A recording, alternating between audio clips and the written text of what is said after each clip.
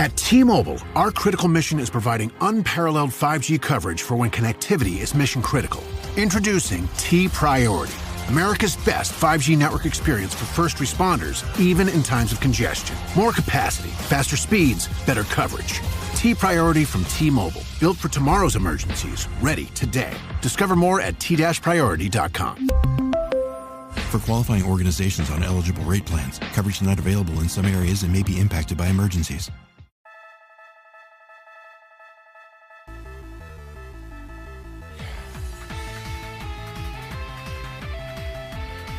Welcome back, everybody, to another Poke Mashup episode of the Every Pokemon Episode Ever podcast. I am one of your hosts, Professor Chris G, and on the other line with me, the man who can see through a freaking scary forest, it's good old Dougie Fresh. Well, I would not be doing well in that forest. If I did not have a hoot, I would not be. You would have been like that trainer that almost died of thirst that I think it was Agatha, that Agatha girl was talking about.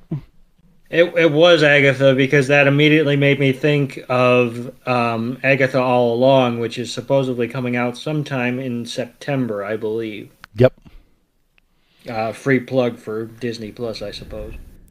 So, but yeah, everyone, we are doing the next Poke Mashup here for you. The episodes that you guys really love these episodes, looking at the numbers. So, we are happy to be doing this, but PSA, right at the jump before we forget, after this episode, we're going to take a 2-week hiatus, and it's not because we're not recording, because we will be recording, but we're going to be recording our summer movie. And it's kind of hard to be doing these episodes along with a very detailed movie release.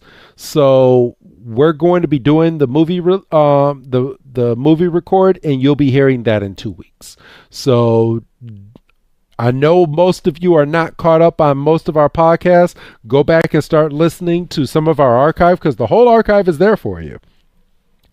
So, yeah, we'll be recording Pokemon Forever, the movie, with Celebi. Yes. And I'm excited because I'm not sure if I've watched it before. Oh, okay. Then I'm going to stop my next comment. I was about to start talking about it a little bit, and I'm glad I'm not saying a word about it. I'm like 75% sure I've never seen it before. Okay. So that it's going to be a good movie for you then. You're going to like it. Yeah. And I mean, I'm always excited for the movies, because at least on my first watch, I just kind of let them happen. And then maybe I'll go through with maybe a bit of a finer comb. While we're recording? Well, that, or just even sometimes I'll watch movies twice just to make sure I'm not missing something, so I'm not caught on the back foot with my review. Okay. So I'm going to put this out there. Make sure you pay attention to the ending. Okay. So even on your first watch, because it is a brain twister. So okay. Yeah. And it's a good brain twister. You're gonna like it. I haven't seen the whole movie all the way through, but I just saw. So freaking Instagram algorithms are a very funny thing. Yes, they are.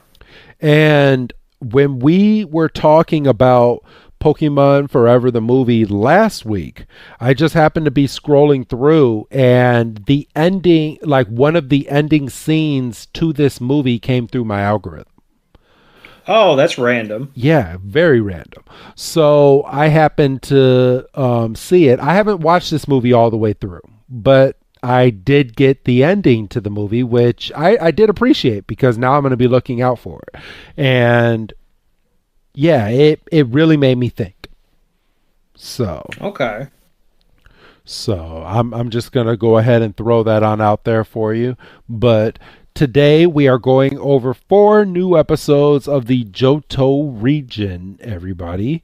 And today we are going over Illusion Confusion, or translated from Japanese, Hoho and the Mysterious Forest. And we're going over Flower Power, or translated from Japanese, Kireihana's Battle Dancing. We're going to go over Spinarak Attack, or translated from Japanese, Itomaru, Big Police Investigation. And then we're going over Snubbull Snobbery, and translated from Japanese, Bull's Magnificent Life. How are you spelling bull? Is it B-U-L-L or is it B-O-L-I? B-U-L-L. B-U-L-L. Bull. Okay. Yep, Bull's Magnificent Life. So, Illusion Confusion debuted Japan November 11th, 1999, and here in the States, November 4th, 2000. Flower Power debuted November 18th, 1999, in Japan, and here in the States, November 11th, 2000. Spinarak Attack debuted November 25th, 1999, and here in the States, this must have been a double whammy, again with November 11th, 2000.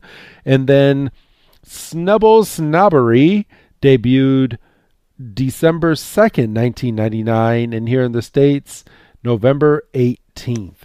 And they must have been on a roll, because the one right after this one, The Little Bighorn, which we're not going over today, also debuted on November 18th here in the States. So a couple weeks of double premieres, it looks like. Interesting. Yeah, 3 full weeks of double premieres, because you have Roll-On Pokemon and Illusion Confusion on the same day, Flower Power and Spinarak Attack on the same day, and Snubbull Snobbery and The Little Bighorn both on the same day. All right. Yeah. So Kids WB was just pumping them out. And we were sitting there watching.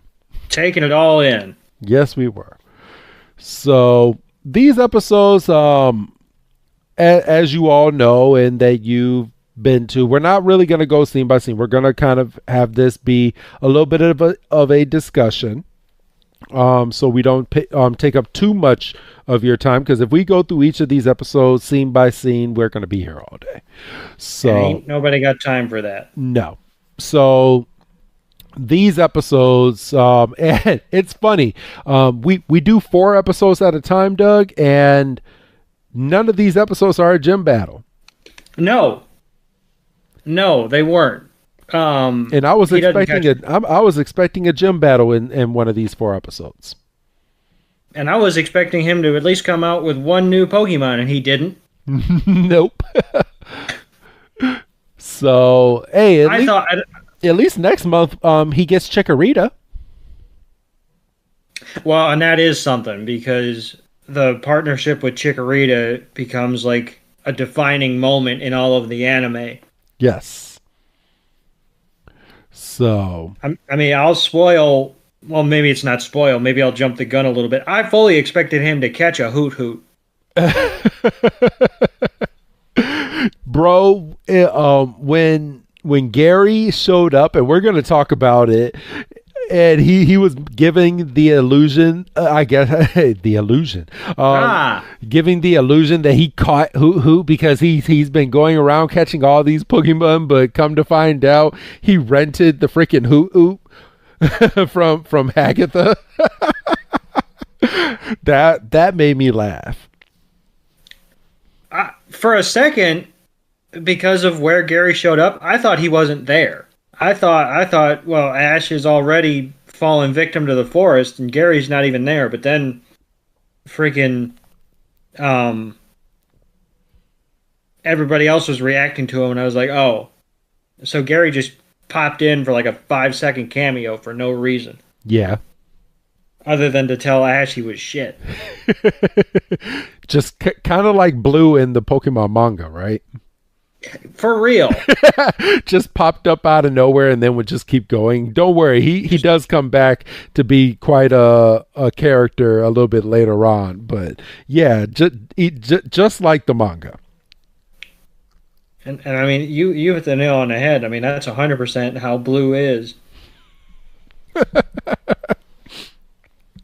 So, all right, everybody. So I'm going to go ahead and sound the Pokeball. And we are going to jump on into the first episode discussion. So the first episode we are going over today is Illusion Confusion.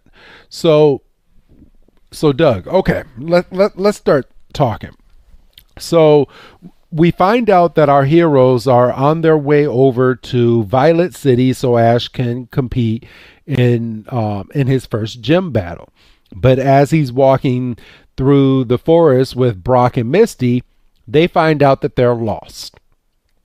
And it's only because Ash took the lead and Brock let him, for whatever reason, take the lead in leading them through the forest. But come to find out, nobody can get through this forest anyway on their own. But our heroes didn't know that, so they're just throwing all sorts of shade onto Ash, going, anytime we let you come over here and lead us, you always get us lost. And Ash is like, we're not lost. And then Brock's coming, he's like, yeah, we just don't know where we are.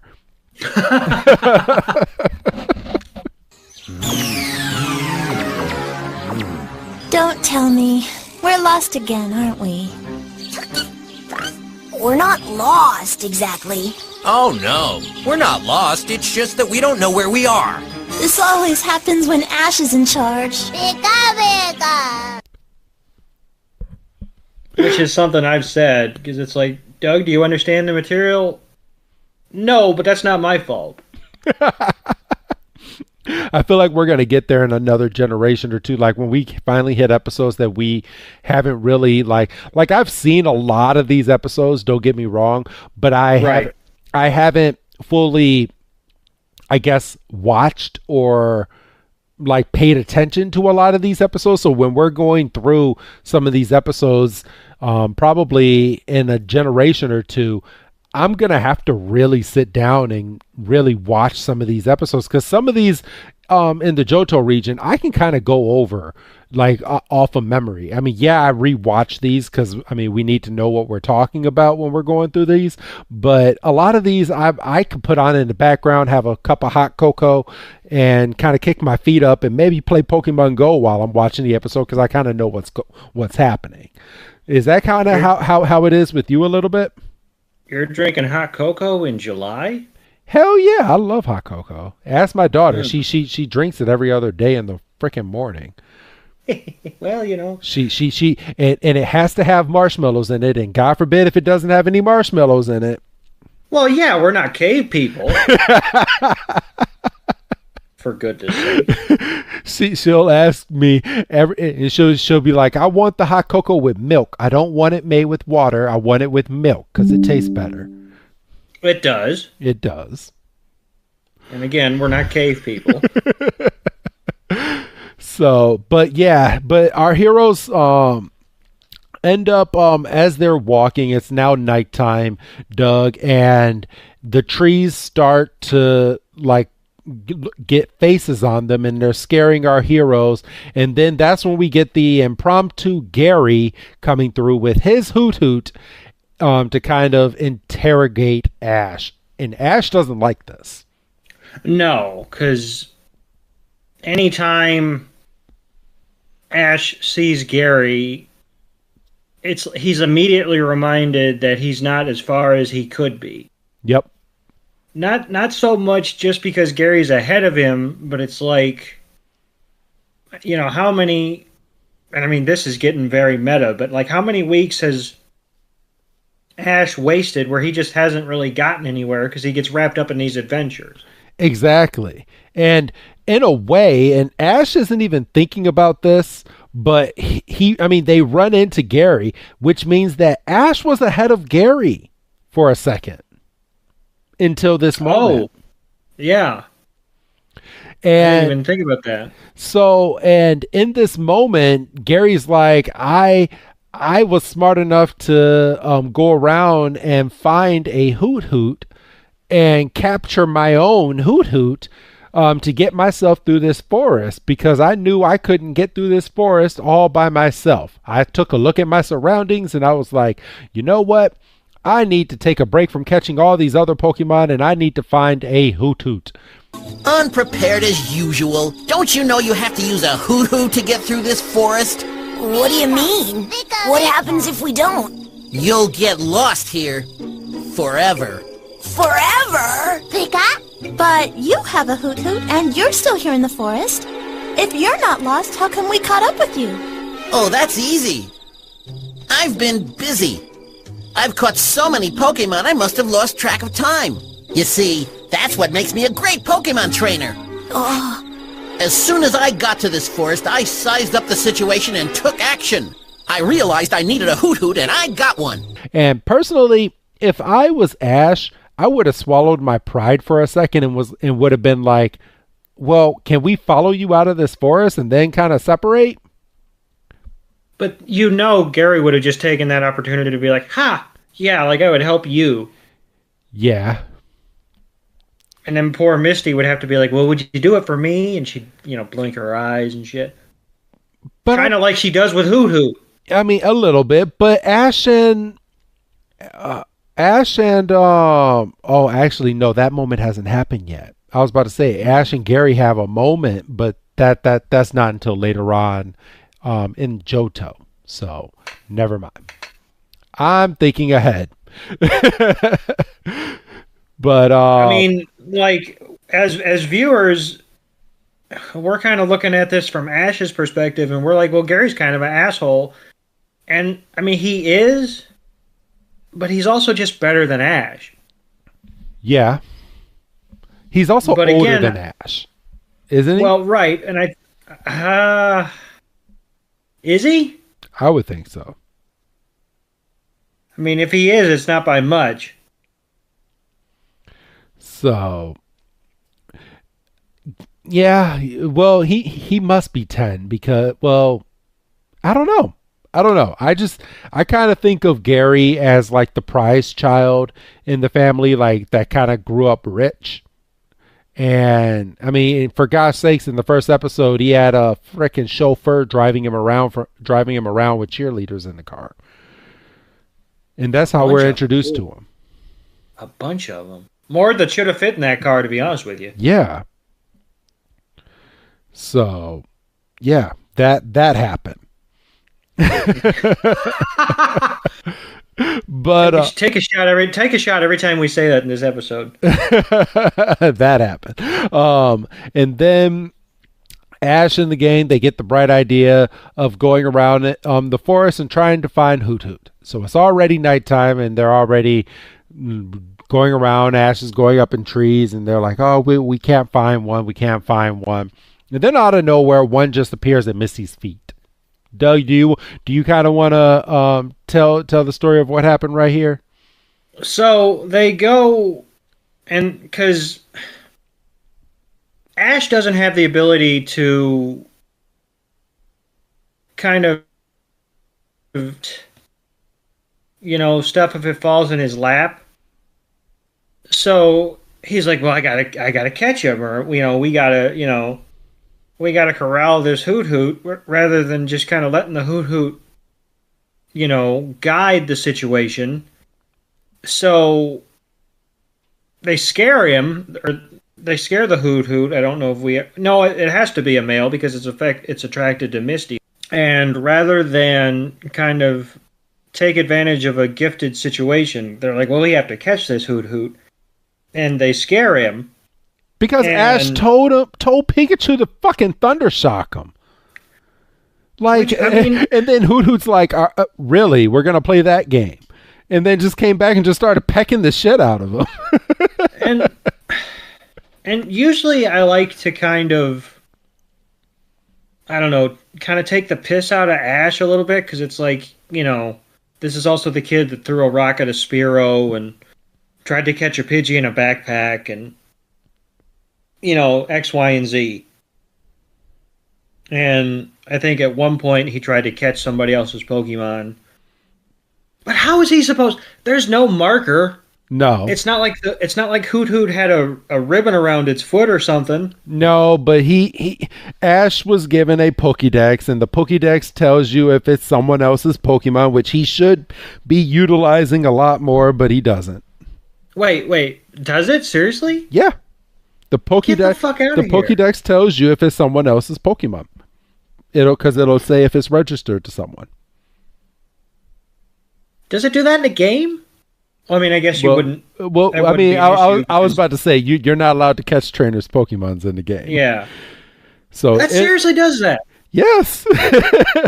Get the fuck out of here. I know this because it says it in there's like a clip of it later on in the series where the Pokédex goes, the Rotom phone goes, you can't catch that Pokemon, or you can't catch another trainer's Pokemon, is what it tells Ash.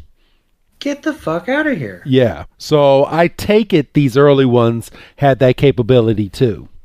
Because they had to have. It had to have, because it definitely had it, because Ash tried to capture someone else's Pokemon, and the Rotom phone came out and said, hey, that Pokemon does not belong to you. Stop that. Well, and fuck, now that I'm saying it, this just happened in the last episode with the Dumb Fan. Yeah. Because he was trying to catch one, and that's because What's-Her-Face was going to turn him in. Yep. Get the fuck out of here. That blew my mind. So, I mean, people are probably yelling at us right now, but, I mean, it happens later, so I'm going to assume that Professor Oak put some type of thing in here to keep people from stealing other people's Pokemon. Well, and... especially with Ash using the beta type. But, like I say, forget that. It literally just happened with the Dom fan, so Ash should have at least had a second of, hold on, let me check this. Yeah, does this Pokemon belong to anybody? Because I'm not trying to get thrown in jail just because I'm an idiot. But, yeah, so Hoot Hoot literally attacks Ash and then basically runs back to base, and this is where we meet Hagatha, and we find out that she rents out her Hoot Hoot. And she rented it to Gary. And she rented it to Gary, so Gary's a dirty liar. I was dying when she said that, and Ash is like, oh, so that's how he got that damn Hoot Hoot. So they're like, well, can we have one of your Hoot Hoot to help us get through? And she's like, that wouldn't be a problem, except the only Hoot Hoot I have at my disposal at the moment is that Hoot Hoot, and he couldn't lead his way out of a wet paper bag.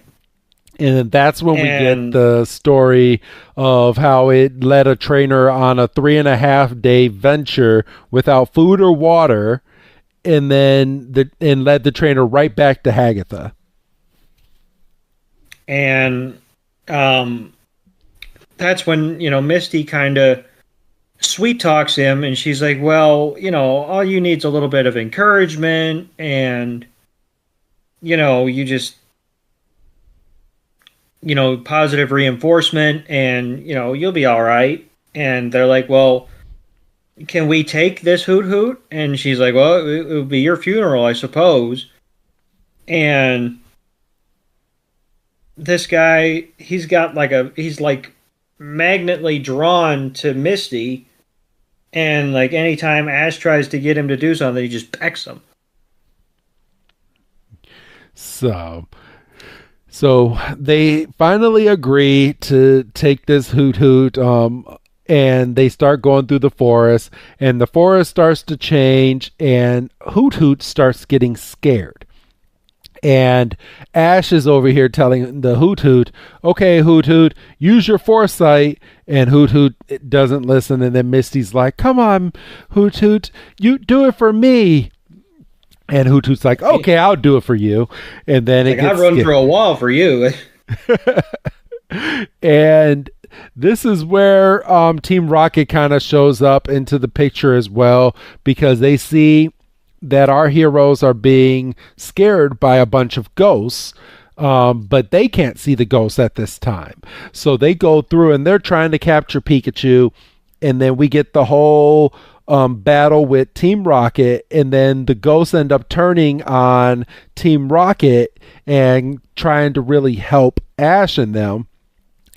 And they get Pikachu back. Hoot Hoot finally gains the courage to use Foresight and ends up helping our heroes get through the forest. And you want to go over kind of the ending to this?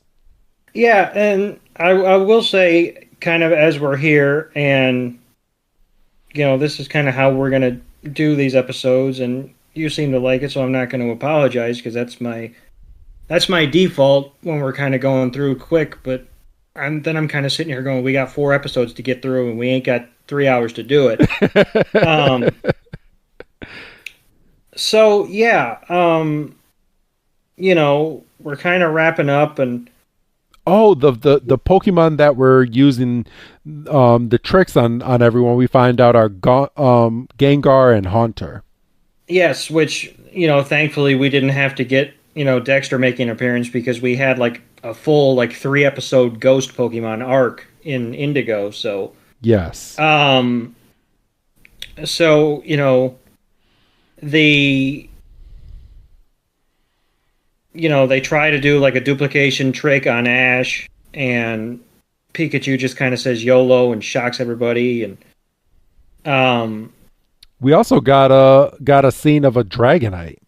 Yes, and that kind of you were saying before we got on here, that kind of took you by surprise, and because I forgot he was in the episode. Yeah, and so did I, and Team Rocket was completely caught off guard, and they're like, "What's a legendary Pokemon doing in the middle of the forest?" Because they didn't think it was real. Well, no, they did, but that was the problem. So they get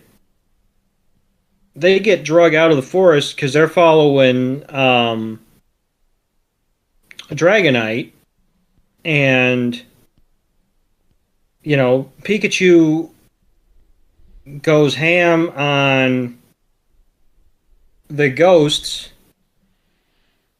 to get them to leave everybody alone, because they had Misty cornered with bugs because she's a girl. Yes. And they make it out of the forest, and then they run into Agatha's twin, Hagatha. It's one or the other. It's Nagatha. Nagatha. Okay, see, I wasn't even... I mean, I was in the ballpark, but I wasn't in the right seat. Yes. And they're like, "How dare you? She's my twin, but people say I look better." And yeah, there was a lot of jokes in this episode about Hagatha and Misty both not looking good, because Ash even threw out, he's like, how the Hoot Hoot is attracted to good looking women, and Ash is like, yeah, too bad there isn't any good looking women here. And that was good. I'm not gonna sit here and say I was too proud to chuckle at that, because I laughed out. I was like, "Ha!"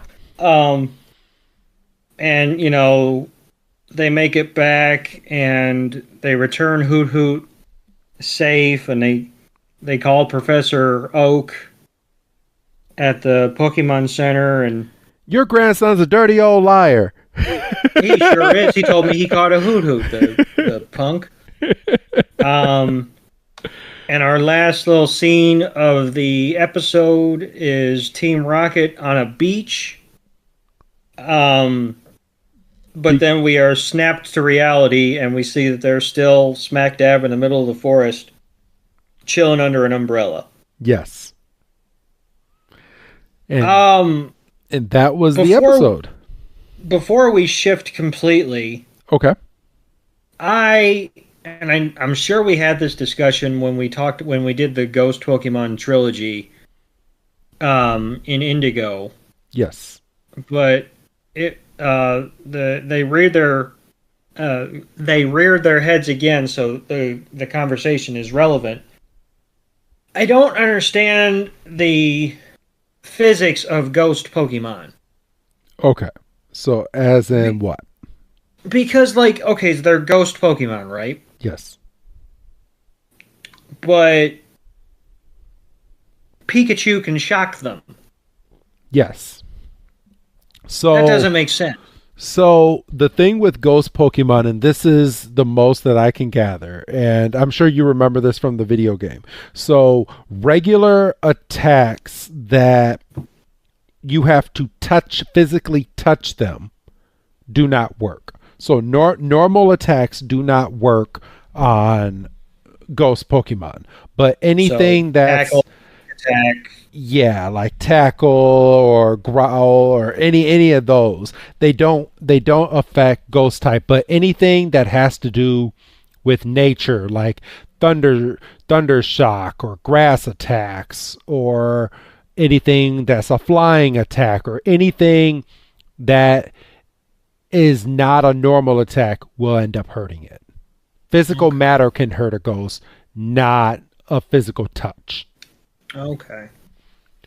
Yeah, because that was just bothering me, because I was like, okay, so they're ghosts, but Pikachu can just shock them and it's fine. So, like, I made note of that, because I was like, I'm sure we talked about it, but I'm sure, a quick discussion wouldn't hurt anybody.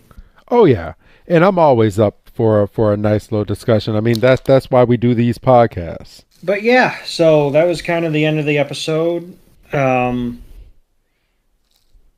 It's interesting to go back and forth between Horizon Pokemon Horizon with the Explorers versus Team Rocket, and see like vast differences.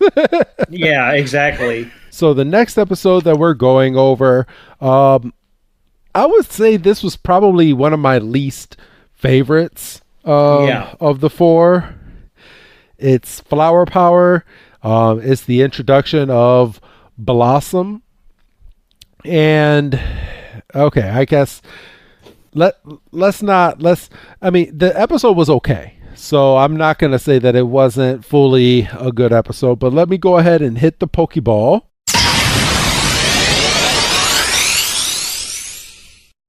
And let's go ahead and jump on into this episode. So this episode literally, see, I miss how episodes used to do this. So this episode literally, it comes off the tails of the forest that they were just in, and they arrive in I think it's supposed to be like Florida, but it's called Florando. Oh, I didn't even catch. So it's like a combination of Florida and Orlando. Yes. That's funny. I didn't even put two and two together when I was watching them. So they end up in Florando, and as they enter the city, a local girl hands them like a little tiny pamphlet, and it's kind of advertising their annual Pokemon exhibition.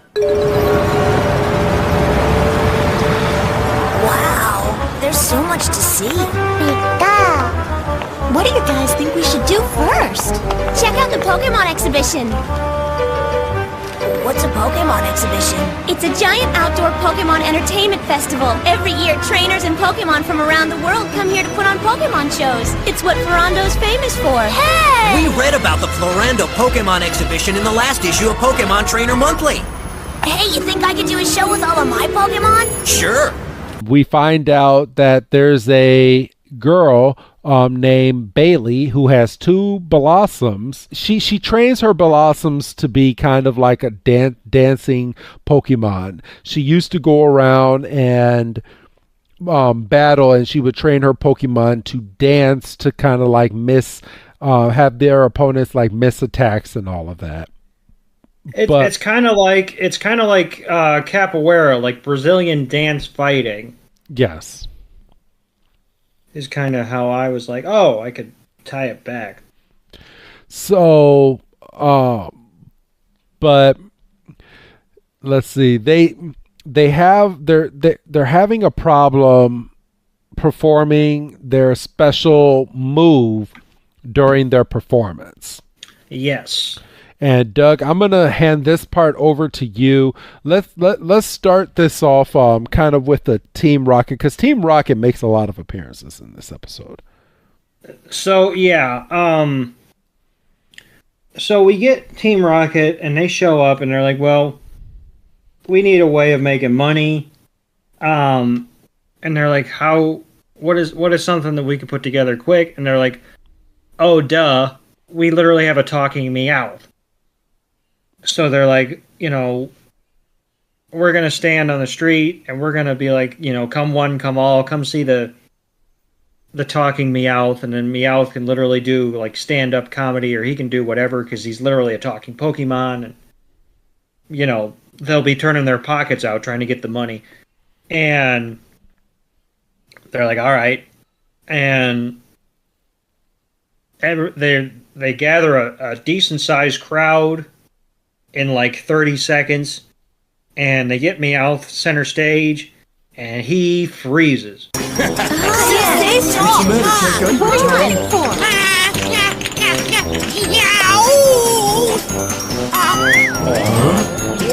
You call that talking? What are you trying to pull?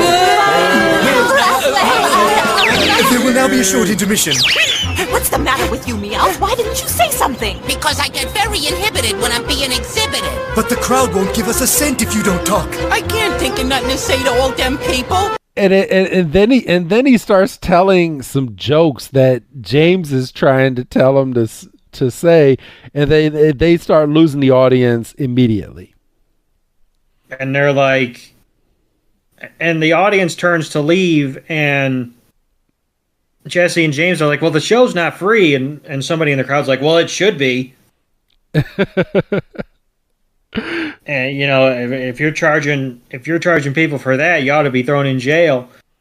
And Meowth's kind of sitting there like, well, I can only work with the material you give me. And James was giving me, crap material, and James is sitting there like, that was gold. It wasn't. No. And I mean, poor Meowth literally flubs a punchline, because it's like something like, what Pokemon is concerned with watching its weight, and Meowth's like, a Caterpie, and James is sitting there, Butterfree, and Meowth's like, what's the difference, Caterpie, Butterfree? It's a big difference, and it is a big difference, because butter free, get it? I mean, it's a good joke, and it might have landed if he'd have delivered it well. And James is like, it's a big difference. One evolves into the other. And Jesse's like, well, you arguing isn't going to make the joke any funnier. And they basically, so they're kind of like, well, that idea was a dud. And then we go back to Bailey, and we find out that she's got two Blossoms, Belle and Bella. That confused me for longer than it should have. And we have Team Rocket going through the town with a big old bulldozer as well. Yeah, so they decided, because they were going to try to be, kind of honest with their way of making money. And then, their one idea didn't work, so they're like, screw it, we'll just rent a bulldozer and we'll just fucking wreck the whole festival. And when has that ever helped Team Rocket? Well, never. You would think they would learn, for goodness sakes. For real. And basically, Ash is like, well, if you all insist on being a nuisance, I'll just have to shock you into next week. And the performers at the festival are like, no, this is our fight. They're trying to wreck our livelihood. We'll deal with them. There's a lot of street Pokemon. And obviously the Blossoms. And we should point out that the problem that one of the Blossoms was having was they get lost where they are in midair because it's a flipping trick. Yes. And the blossom that flips gets lost in the air. Basically, they should literally swap spots, because if one's getting lost, the other one can do it, and the whole act would be a whole lot better. But instead, because it's a kid's show and it's about learning a lesson, the one that gets lost and has a case of the twisties basically has to grit her teeth and get through her problem. And, she does, and that's kind of the crux of the solution of how they get rid of Team Rocket. And there's a cute scene with Pikachu kind of learning the choreography with the Blossoms. Bailey's kind of like, hey, Pikachu, you're kind of picking up this footwork pretty quick. You're going to be untouchable in your next battle because you're just going to be, light on your feet. You're going to be dipping and dodging all over the place. And Pikachu's like, all right, add that to the arsenal. And if I ever evolved, I'd be untouchable.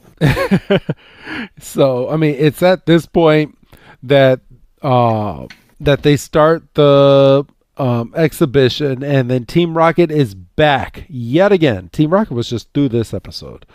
They are literally trying to earn their three strikes on this episode.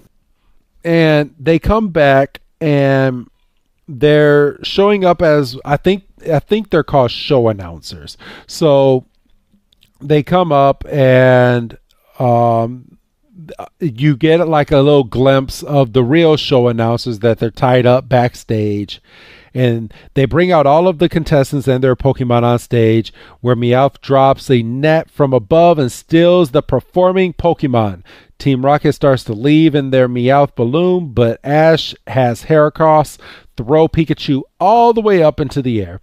Pikachu. He got way too much air off of one Heracross toss. Hey, we found out that Heracross that they got is a really, really strong Heracross.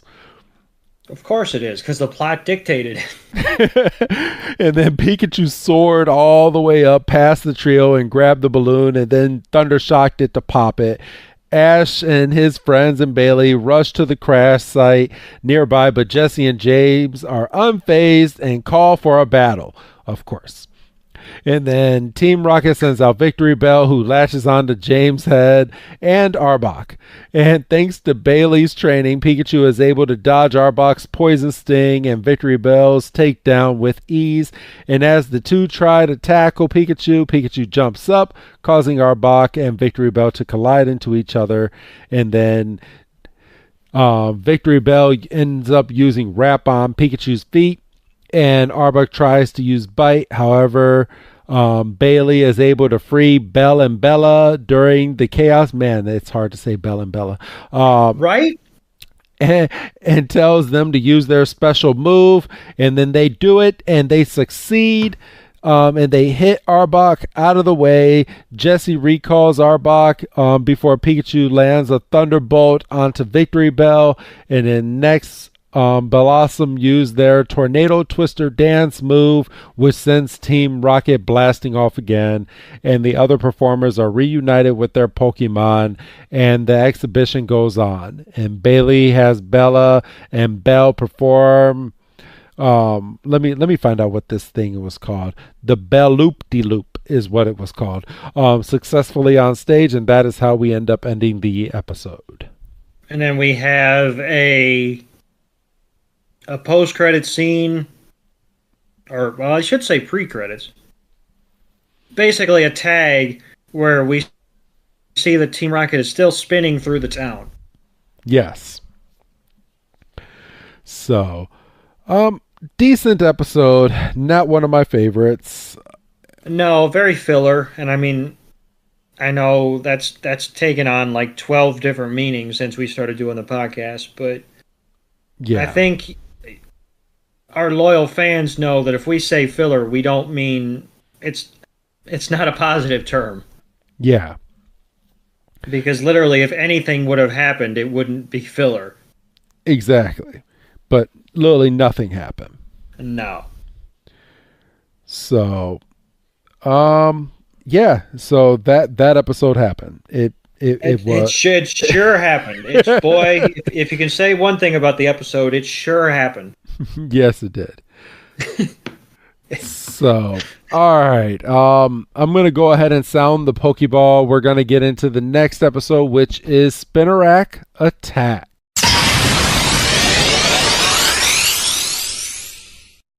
All right. I'm going to have an issue pronouncing the name of this city. So I think it was called Catalia City, Doug. Am I right? Yes. Okay. So everyone arrives in Catalia City, and Ash and his friends encounter Officer Jenny right down the road, and Brock does his normal, "Oh, hi, Officer Jenny. I'm for you, Officer Jenny. I'll do anything for you, Officer Jenny." And that's when we find out that Officer Jenny had talked to the previous Officer Jenny when it came down to the Pokemon kidnapping in the very first Johto episode, and that they have been dubbed the official trio. What is it? The official trio for like crime fighting or something. I mean, yeah. It was like, "Oh, you're crime fighters," and nobody corrects them. They're like, "Yes, right. We're crime fighters. We're dry cleaning our capes this week." Exactly. And so we find out that there's been a robbery, and that the hero, or that the thieves are portraying a famous thief by the name of the Black Arachnid. A thief that once terrorized Catalia City over 100 years ago. And Officer Jenny noticed Pikachu and Togepi and asked if they are professional Pokemon crime fighters. I apologize. We hung those webs to catch the thief who's been imitating the Black Arachnid. The Black What-nid? The Black Arachnid was a master criminal who lived here over 100 years ago. Right, officer? Well, look at what was left behind. Maybe it's a clue about the thief. I wonder what it could mean. Pikachu? Togepi? I don't suppose you kids are those professional Pokemon crime fighters I heard about, are you? What makes you say that, Officer Jenny? Pikachu? You see, I just got a letter from my sister in New Barktown. She told me all about how 3 trainers like you helped her crack a Pokemon burglary case. Oh, she means when we rescued the Totodile. Pika! Yeah, that's us!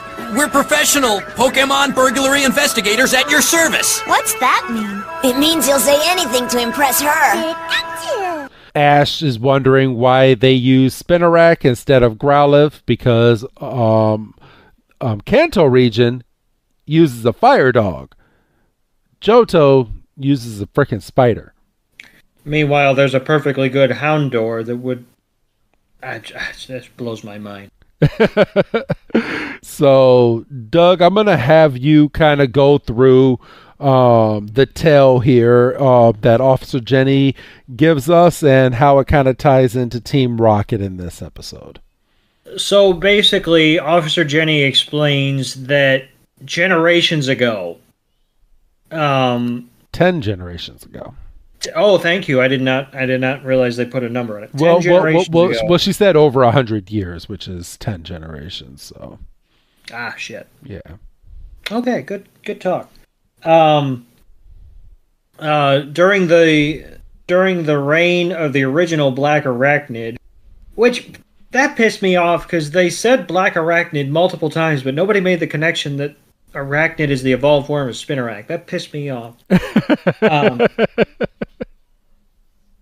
Well, Officer Jenny did say that hers is an ancestor of the original Arachnid.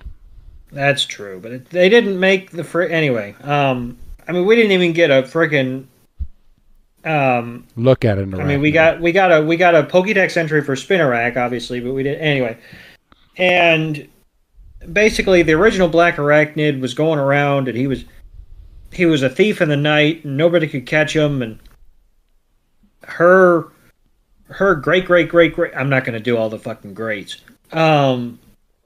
Grandmother was on the case, and she was tracking the black arachnid, and he was on the bridge on his way out of town and got caught using her Spinarak. They got caught, and ever since then, the town has been so grateful to Spinaraks that the police force adopted Spinarak as their official Pokemon partner, and we go into the police station, and it's just Spinaraks, and they're just on webs, and Misty just about has a heart attack. Has a heart attack, and she's like, "This is ridiculous," and Ash and the crew are treated like these big deals because, again, they haven't corrected anybody, and they're in like a conference room with Officer Jenny trying to come up with like the next plan of attack, and some officer busts in and they're like, the black arachnid is on the loose again, and this time he's like, he dropped a hint in the newspaper, saying that he's gonna hit this mansion because the guy has this priceless statue, and which is stupid of Team Rocket. Well, yes, and I don't know if we've mentioned it before, but this is as good a time as any. Team Rocket is the black arachnid copycat. We see Meowth trying to pick a lock with his claw, and he literally snaps a nail off in the lock, which had to hurt like a bitch. Yeah. Well, and not even just that, but throughout the episode, Jessie is bullying James because we know that James has a bottle cap collection, as we've seen in previous episodes. She's making him use the bottle caps as a payday move because Meowth does not know payday. Does not know, and apparently doesn't want to learn, which is another thing I made a note of. Why couldn't we just train Meowth to use payday? Because Meowth doesn't want to. Because Meowth is a lazy cat. He's a lazy cat, but, I mean, we can go back a couple episodes to Ash's, pep talk to the Hoot Hoot. You're a Pokemon, fucking act like it kind of thing. Just like that, Doug?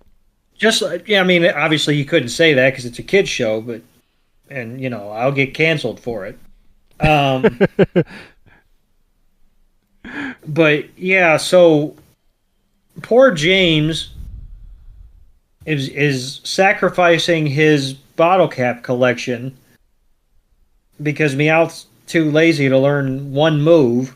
Yes. And he's like, maybe we don't copy the black arachnid. Maybe we do something else because I don't want to lose all of my bottle caps. And Jessie's like, well, stop being a wimp and just do it.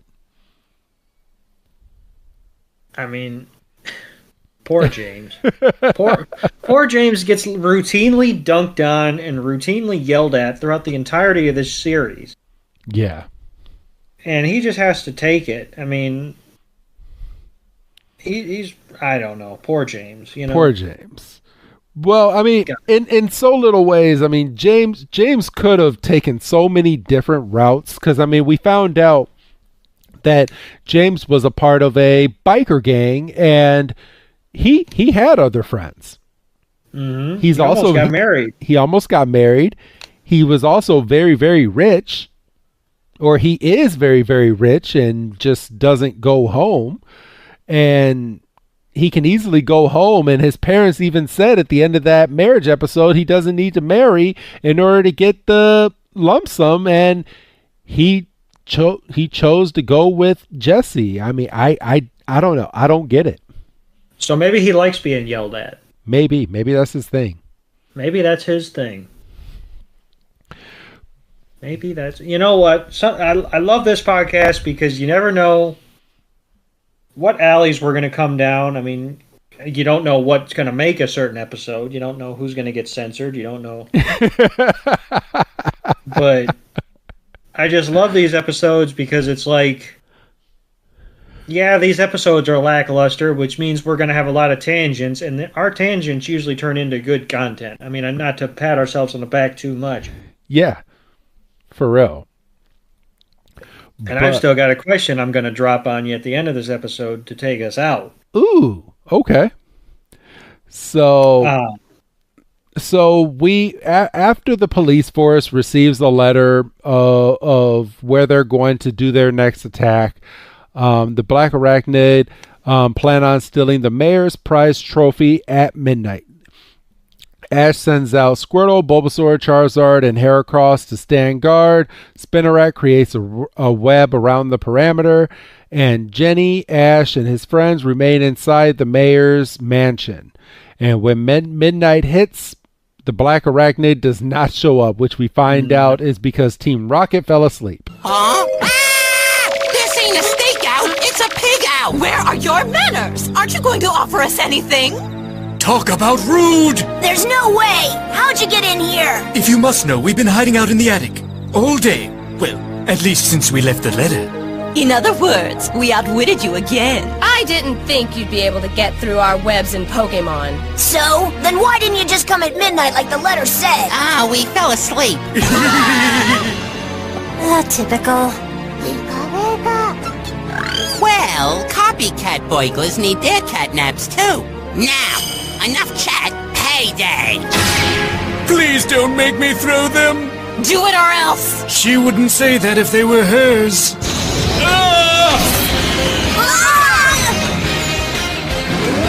Oh, wait up! They're just bottle caps! What do you mean, just bottle caps?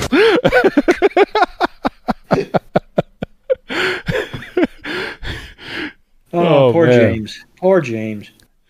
Team Rocket flees in their balloon, but Spinarak's web stops them. The trio pulls out 3 large fans and continue their escape. Squirtle's water gun, Bulbasaur's razor leaf causes the balloon to start losing air, allowing Charizard to burn the web with his flamethrower, causing the balloon to spin out of control. Spinarak then shoots a stream of web to stop Team Rocket. Charizard proceeds to tackle the balloon, causing Team Rocket to blast off. Again, everyone ends up catching the last piece of the loop, and Spinarak shoots out a web to save the mayor's trophy. And then the next morning, Jenny reports that everything that was stolen has been returned to their owners, and she wishes the team the best of luck as they head out to Catalia City. Meanwhile, Team Rocket snobs over their loss. Jesse blames James and Meowth for messing things up, and everyone gets into a brawl.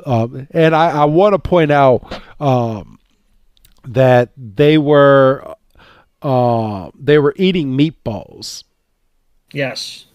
And Jesse grabbed the last meatball, and they got into like a little brawl. So because James and Meowth were going for it at the same time, and they got their forks tangled up, and because they got their forks tangled up, Jesse could just swoop in under and just help.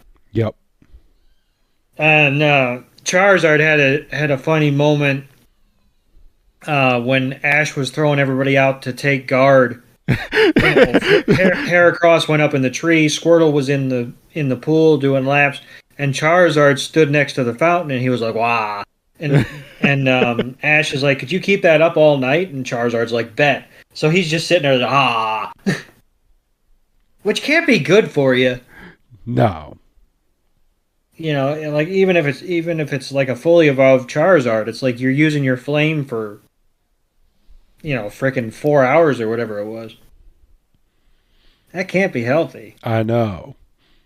So, yeah. What was the question that you were going to ask me? Oh, well, yeah. We're here. So we finally got the release of EA Sports College Football 25. Okay. It's the first college football game in over 10 years, and everybody's, going gaga about it. I've got it. It's a great game. Worth the wait. It's awesome to play through. And it got people thinking, because like we waited 10 years for the next installment of the series, and it's been worth the wait so far. And it's got people talking about games that come out on a yearly schedule. You know, your Maddens, your MLB The Show, WWE 2K, NBA 2K, you know, what have you. And the discussion turned to, would video games be better if they had more time to bake, for lack of a better term? Oh, 1,000%. And I was going to pause to you in terms of drawing it around to the Pokemon game series, because people were up in arms about, oh, well, they're not doing a game this year because they announced what? Arceus Z or whatever is coming out at some point in 25. Pokemon Legends ZA. Right. And they're like, oh my god, they took a year off. How dare they? But what if ZA comes out and it's a banger? It will be, because Arceus was a banger. Right, and they took their time on that. So, and like, if you look at like Madden and your 2Ks and all that, the common argument is, you know, because people are going to buy it, but then you also got the people that bitch. Well, it's just a $60 or $100 if you get the deluxe. It's just a roster update, and maybe the graphics are a little better, and the, you know, everything. And like, that's a valid argument. And, you know, shut up, because I'm still going to buy them. But like, and I mean, this whole argument could be null and void next year when if they release NCAA, or well, it's not NCAA because something with the licensing. If they release College Football 26, and then, you know, you got the, well, boy, this is just a $60 roster update. Well, yeah, but I mean, these games are popular. Yeah. Whereas, you know, you don't see a Legend of Zelda every year, or you don't see you know, you might not see a freaking Mortal Kombat every year. I was about to say, I'm going to pull back because I know how people are. We do get a new Zelda every year. It may not be a full-blown, like 3D Zelda that we're used to, but we do get, at least Nintendo releases one Zelda game per year as their masterpiece. Okay. So before those comments come in, he didn't know. So I'm just gonna state it right now. Yes, but Zelda, that is a game that we get every year. Well, yeah, but I guess I was struggling to think of a game that we don't get every year, but whenever we get them, I can tell you right now, like Mario Kart, one of the hottest selling games ever. We don't get those every year. We may get DLC content, but they release like a Mario Kart once per generation of console. So like the last Mario Kart that I'm aware of is Mario Kart 8, right? Yes, that was the last one. And people still play that. Yes. And I mean, yeah, they get DLC. So like, well, they made that game super hot because they brought back all of the tracks from all the previous games and put it in the game. Oh. Yeah. I see. Well, yeah, but no, it was just, I mean, maybe the question wasn't as deep as I thought, but it was like, you know, we waited 10 years for this next college football, and it's been, like I say, it's only been out for a week, but I think it's been worth the hype. And I think we should get another SmackDown versus Raw or Here Comes the Pain type of game. Oh, Here Comes the Pain on PS5 would be ball. Yeah. So, just throwing it out there. That would be, if anybody's listening, we know certain people are. Yes. Think about it. Think about it. I know that probably wasn't the best place to put it. Maybe I should have put it at the end of the episode, but it's all good, bro. And I think everybody's getting their money's worth, so let's go ahead, because this next episode this was my least favorite. For me, it was This one is my least favorite, Snubbull Snubbery. Then it was the Bella. Then it was probably Spinarak, and I probably enjoyed Hoot Hoot the most. You know what? I'm gonna second that because I'm thinking about these in order right now. I'm gonna second that right now. Like this episode, if we were literally doing like line by line reviews of every episode, I don't know how we could get a full episode out of this episode. I don't either because without going on tangents. So I'm gonna hit the Pokeball. Let's go ahead and start talking about this.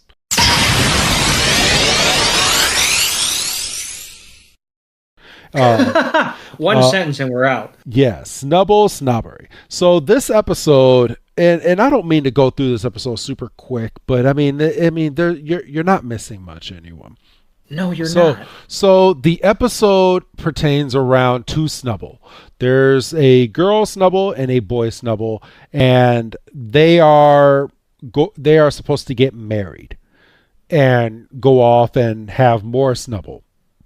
And shouldn't these Snubbull get married once they're a what's the evolved form of Snubbull, Doug? Oh, it's a Grumble. Grumble, something. Yeah. So shouldn't they get married like then instead of as baby Snubbull? Yeah. I mean, just in my head. But they are on their way to Violet City. They end up in a town called Palm Town. And while gazing at one of the mansions, they notice three men frantically searching for something through the streets. Misty suggests that they go looking at the house of movie stars, which I guess is over in this town, which Brock only agrees because he thought of the actresses that might be over there. Brock's trying to fucking look into windows and shit. I know. and forgive me if I forget what episode it was, but there's a line, and I think it might have been the Spinarak one. He has a line of, think about all the pretty young women in the town that need protecting. I was like, boy, that sounds creepy. Just a little bit. A Growlithe ends up charging around the corner. Oh, a Growlithe. A Growlithe. What about a Growlithe? Because we had Spinarak as the police force Pokemon in the last episode. Well, yeah, but you talked about how Growlithe are in other stations. Yeah. So, but I'm just sitting here. I'm just banging the drum for Houndour. But that's just me. Especially I think we have an episode coming up that I think deals with that. Yeah, we do. So we find Ash tries to calm down the Growlithe, and come to find out, we find out that a Snubbull was on the Growlithe's tail, which is why the Growlithe was so frantic. Hey, a Growlithe! Something's making Growlithe awfully upset. What's that? You gotta settle down now, Growlithe, otherwise we can't even try to help you. Wonder what's wrong. I think something's been chasing it, Brock. Huh? Is that a Pokemon? Wow, it's a Snubbull. I've never seen one of these before. Snubbull. Cool. Let's see what Dexter says. Snubbull, the fairy Pokemon. While it may appear gruff and grumpy, deep down Snubbull is a kind and caring Pokemon.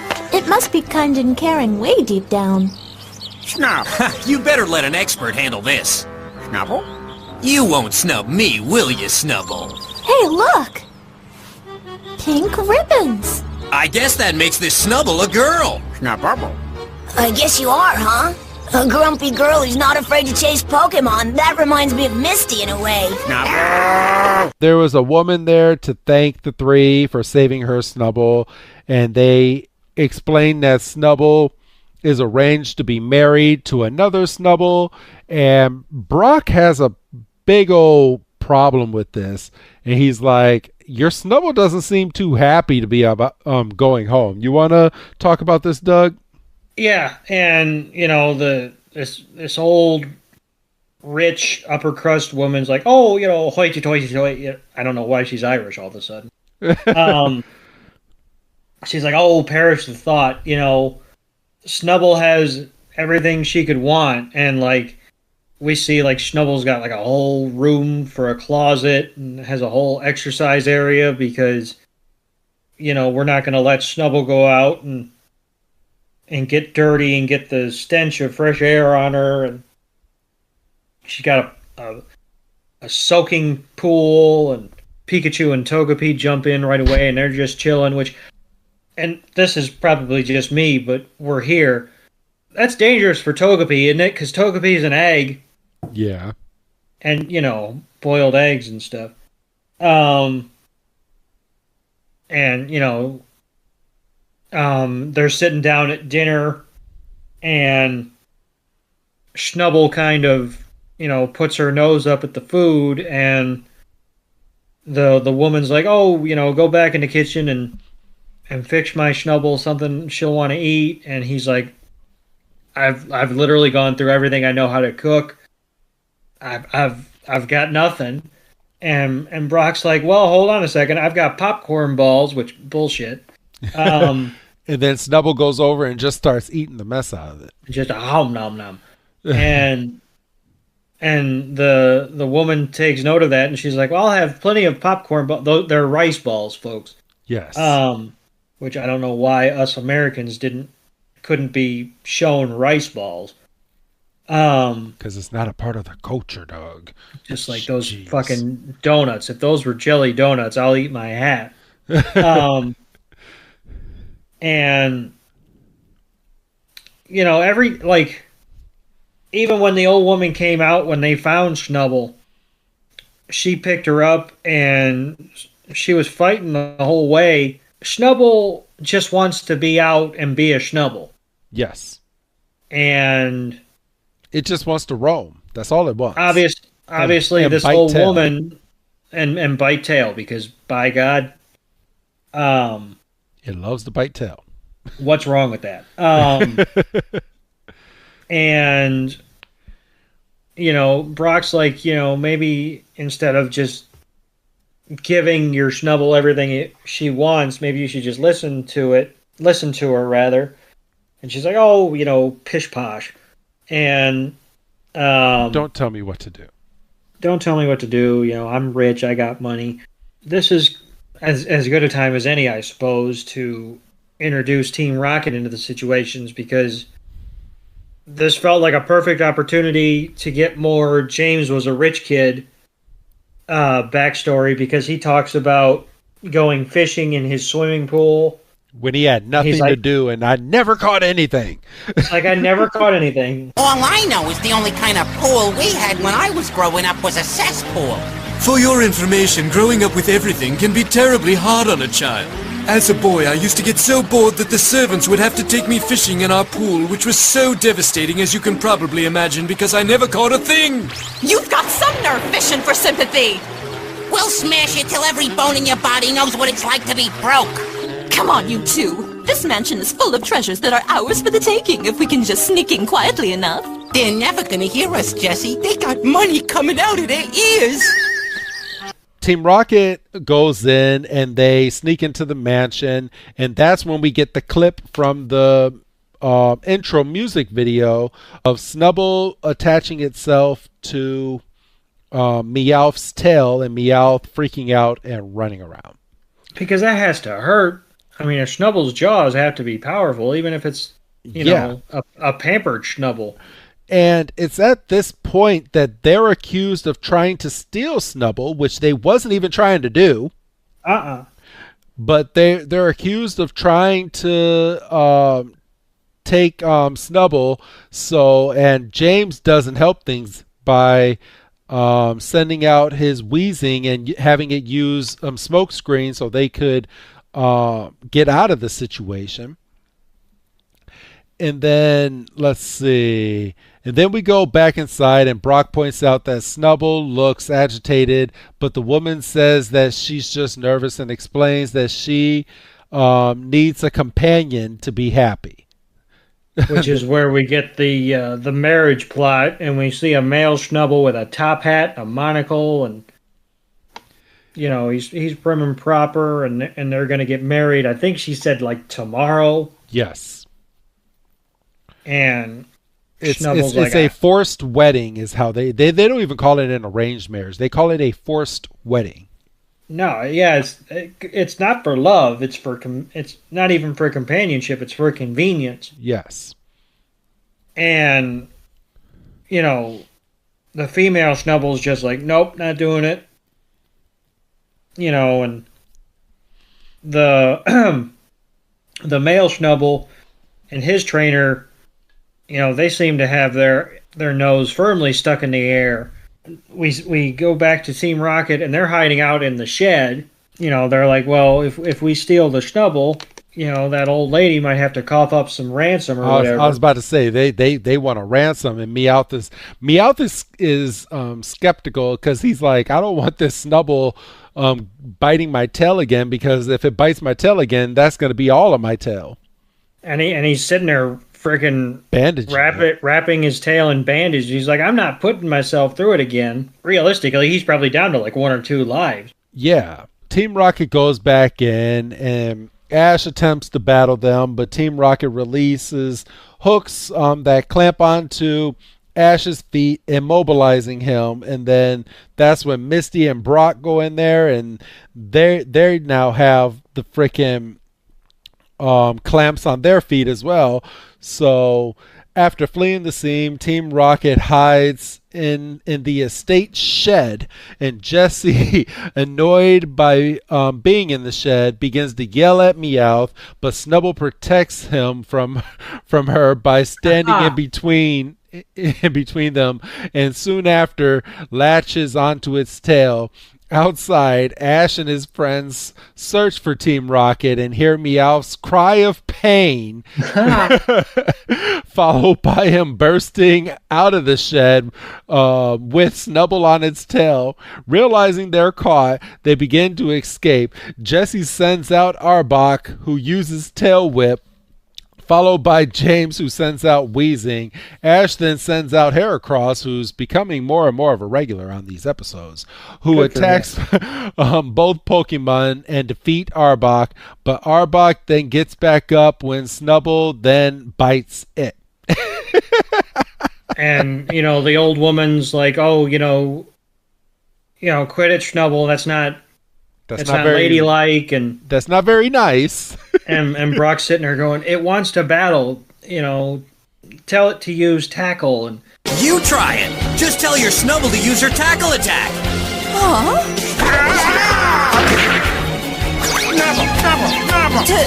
Tackle attack. Now we're getting somewhere. All right. And then frickin' Snubbull uses Scary Face, and we see like Snubble's using up all this pent up energy, and Heracross ends up sending Team Rocket blasting off again by using Horn Attack. And yeah, and then the male Snubbull and her trainer are like, oh, this is very brutish, and Snubble's like, fuck you, I'm a Pokemon. But they finally agreed to not marry these Snubbull and to just let them go out and roam around and play outside. And the Snubbull is happy at this. And the woman's butler ended up making a maze for the Snubbull to go and run around and to keep it happy. And the Snubbull is happy. And that's literally how we end the episode, Doug. Well, we end the episode with Snubbull running away again. Yeah. And with no resolution. Like, that Snubbull's gone as far as we know. Well, it ran into the maze. Because it was... Oh, yeah, because it saw something that looked like Meowth's tail, and she's like, oh, right, the prize. Yes. So, yeah. So that's the end of the episode. Doug... oh, boy. It's time to rate these episodes. If you would like, I can start with my rating of these episodes. Yeah, go ahead, because I've got an idea, and sometimes I worry about being too harsh. Illusion Confusion, I'm going to give that a 4. I really did like that episode and the use of Hoot Hoot, the impromptu of Gary just fucking lying through his teeth. Really good episode. Flower Power, I'm going to give a 2.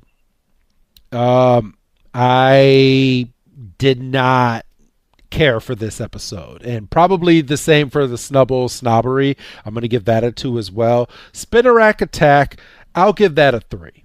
Because at least they had a little bit of flushed out story to go with what was going on, and Team Rocket wasn't just a one and go. They were there throughout the episode, and they had a reason of wanting to copy the Arachnid character. So I'll give it a nice solid 3. So that's what I'll give those 4 episodes. How about you? So if I was to take the scores of your episodes, you gave the 4 episodes we covered a combined score of an 11. And if you divide that by 4, that's 2.75. Okay. So what I'm going to do is I'm going to agree with you pretty much wholeheartedly, because none of these episodes were god awful. Like, do we really have to review them as to warrant getting a 1? So I'm going to get in lockstep with you. However, just for rounding purposes, I'm going to give all 4 of these episodes an average score of a 3. Okay, there you go. So that is your 4 episodes for this week. That is it. I'm going to do a little bit of housekeeping. Let's see. If you are not subscribed to our podcast and you are listening to us on our free feed, please subscribe on Spotify. If you are subscribed to us on any other platform than Spotify, please register for a free account with Spotify and listen to our podcast on there. It keeps the lights on here. And if you have that little extra coin that you can throw our way, go ahead and subscribe to us on Patreon at patreon.com/everypokemon. And we have our movie special getting ready to come up. And I know, just like all the rest of the movies, Spotify is very, very, very heavy on advertisements. And I know on just one of our recent episodes, for some reason, they put 6 advertisements on a 1-hour podcast. So I know it's going to probably be a little bit heavier on a 2 to 3 hour long podcast that you are about to get. We don't know the time length because we haven't recorded it yet, but we have a big feeling that there's going to be heavy ads. And if you want to listen to that podcast uninterrupted, and also be ready to prep yourself for the Pokemon manga audio drama that we're going to be dropping at some point. No date on that, but everything's recorded. It's just being worked on in the background. I'm not going to put any stress on myself by announcing a date because I want this podcast to be perfect. And in order for it to be perfect, no stress can be had while making it. Right. So, that being said, you can go ahead and subscribe to us on Patreon and you'll get all of those perks. And if you have that little extra coin that you can throw our way, you can also become a guest on our show. So we will be having another guest on our show fairly soon. Scotty will be returning back over to the podcast, and we will be talking, and I would say in quite detail. We'll kind of get into the nitty gritty, and I'll give you guys a little sneak peek into the Pokemon manga audio drama. You'll hear a scene that even Doug and Scotty haven't even heard after they've recorded it. So I'll go ahead and throw that onto there because I already know which scene I'm going to put on there. But outside of that, anything else that you would like to add, Doug? No, I just, these episodes are probably some of my favorite to record because they're less structured, just kind of like broad overviews. And, we're getting ready to do the movie, and those are always fun. Yeah, remember, you're not getting a podcast for the next few weeks while we are prepping and recording the movie, and that is the only reason you're not getting another weekly. So, just a heads up. Just a heads up. Those of you that are on the free feed should be fine. Yes. But yes, if you're on the Patreon, just hang with us. Maybe listen to a few of our older movies to prepare yourself. Absolutely. The freaking Detective Pikachu is always worth a listen. That's one of my favorite ones that we've done. Yeah. So, I think that's when we started using clips. So yes. So you actually get some audio with that one. Unlike some of our earlier stuff, not to trump it, but I mean the earlier stuff was still good. But I mean, I think the podcast is a little bit more listenable and a little bit more fun when you have a little bit of the audio to go with it. Yes, the first of our enhanced series. So if you want to kind of prepare yourself for what you're going to get here, give that another click. But other than that, we thank you for sticking with us for another week. And also, we want to thank you. We see that we've also jumped in the rankings for Pokemon podcasts, and you have made us the number 7 Pokemon podcast in the entire world, and we want to thank you for that. And we wouldn't have made it this far without any of you. Yes, and, we don't plan on slowing down. No. We've still got... We're still doing Horizons. We're getting ready to jump into part 2 of that. Yes. And I'm excited. So yeah. So all right, thank you for sticking with us. Go ahead and give your goodbye, Doug. Goodbye, Doug. And this is Professor Chris G telling all of you we will be back in a couple weeks with our movie review. And the movie this time for this summer is Pokemon, the movie Forever. So have a good night, and we will see you on the other side.